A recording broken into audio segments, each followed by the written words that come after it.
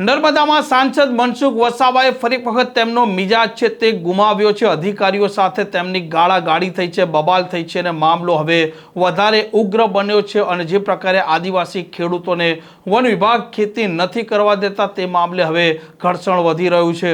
વૈષ્ણવજન તો તેને કહીએ જે પીડ પરાઈ જાનાને રે।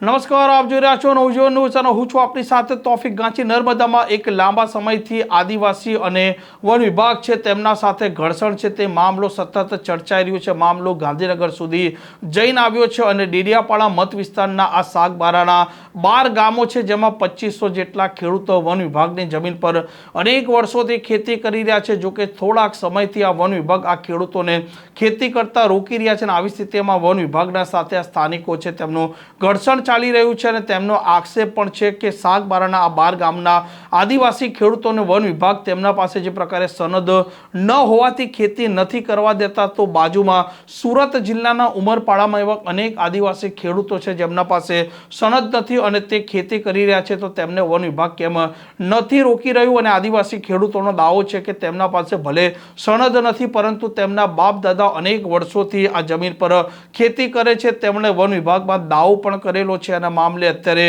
સાંસદ મનસુખ વસાવા રસ દાખવી રહ્યા છે। ચૈતર વસાવાનો આ મત વિસ્તાર છે, અત્યારે તે જેલમાં બંધ છે અને મનસુખ વસાવા મામલે સમાધાન કરવા માટે મેદાને આવ્યા છે। તેમણે આંદોલન અને જેલમાં જવા સુધીની તૈયારી દર્શાવી છે અને એકાએક તેમની અધિકારીઓ સાથે બોલાચાલી અને ગાળાગાળી થાય છે।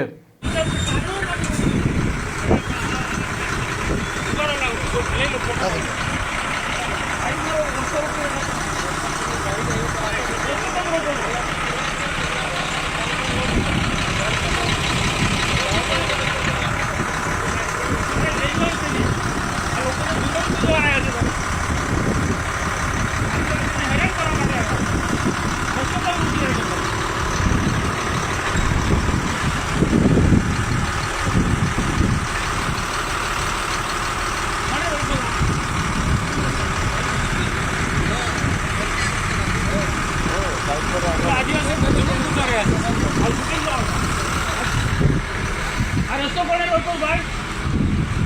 કોને રસ્તો રોકો છે?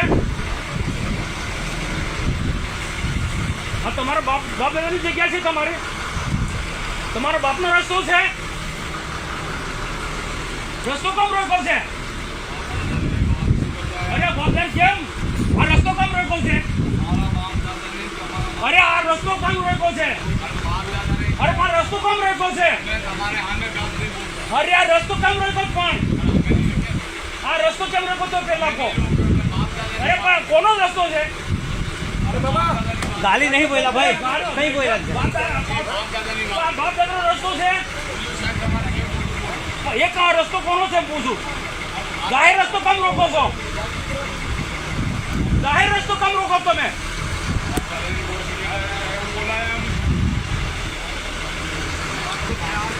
આ રસ્તો કોનો છે?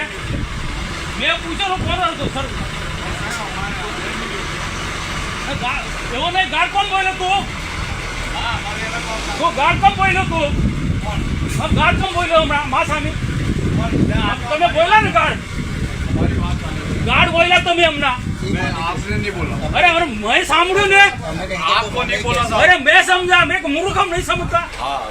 मैंने ये पूछा कि रास्ता किसका बाप का रास्ता है, रोक रहे आप? गाड़ी क्यों बोला? वो साहब हमारी बात ये वो नहीं गाड़ बोले थे मास डीजे पहले बस टूटी जाए। अरे बस टूटे तो बस पहली बात तो आरस तो कम आने को गाड़ों कम बोले था। गाड़ जवा माटे यहाँ बस है, माँ बहन ની ગાડો બોલે છે।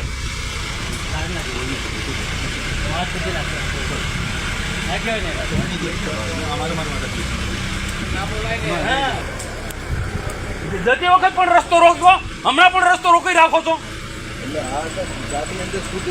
અરે પણ એક સાઈડ પર ખુલ્લી રાખવી જોઈએ ને। ગયા વખતે પણ લોકો કઈ રીતના જાય? કેટલા લોકોએ આજે ફરિયાદ કરી, લોકો પર જુલમ ગુજારવાયા છે। આદિવાસીઓનો ત્રાસ ગુજારવાયા છે લોકો। એટલે ગાળ નહીં બોલવું જોઈએ, આદિવાસીઓ પર ત્રાસ ગુજારવાયા છે। આ જવાના રસ્તા રોકી રાખો તમે. આ સાંસદ છે પછી તેને કેમ ગાડી દે? બરાબર એનો કાંઈ અધિકાર કઈ સામાન્ય માણસ છે એટલે એવું આદિવાસીઓ ઉપર જુલમ ગુજારો આવ્યા તમે લોકો. રસ્તો રોકો, તમારે જે કામ થાય કરો ને તમે. રસ્તો કેમ રોકો છો? પેલી જવા દે ને ગાડી અહીંથી જવા દે ભાઈ. ગાડી જવા દો, આગળ જવા દે તો સાસુવાળી મળશે.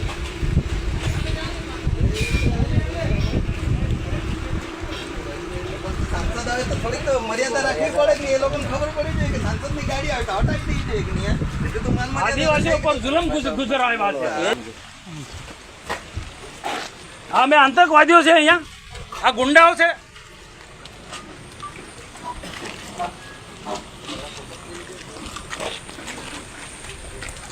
હજુ બોલાવો, જેટલા બોલાય તેટલા બોલાવો તમે.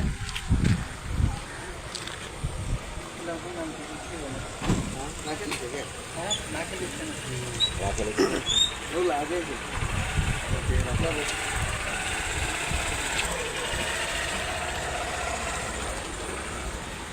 એટલે થોડીક મર્યાદા અમે અમારું કામ કરીએ છીએ, તમે તમારું કામ કરો ને. રસ્તા શું કામ રોકો છો? આ પ્રકારના સમાચાર માટે નવજીવન ન્યૂઝની ચેનલ સાથે જોડાયેલા રહો. નમસ્કાર.